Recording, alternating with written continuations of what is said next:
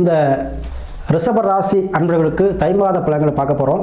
பொதுவாக இந்த தை மாதத்தில் ரிஷப ராசியுடைய ராசியில் இருக்கக்கூடிய சுக்கிர பகவான் ராசிக்கு பாக்கியஸ்தானத்துடைய 9ஆம் பாவத்தில் மகர வீட்டில் உச்சம் பெற்ற செவ்வாயுடன் அமர்ந்து சூரியன் புதனோடு சேர்க்கை பெற்றிருக்கிறார். ஸோ உங்களுக்கு மகாலட்சுமி இடம் சொல்லக்கூடிய 9ஆம் பாகம். ஸோ உங்களுக்கு கிடைக்க வேண்டிய பாக்கியம் அனைத்தும் இந்த மாதம் கிடைக்கும்.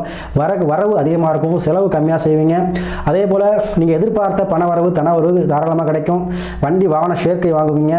திருமணம் சார்ந்த விஷயங்களில் பிரச்சனைகள் தீர்ந்து திருமணம் கைகூடி வரும். அதே போல் குழந்தை பாக்கியம் ரொம்ப நாளாக வேண்டிட்டு உங்களுக்கு கண்டிப்பாக குழந்தை பாக்கியம் கிடைக்கும்.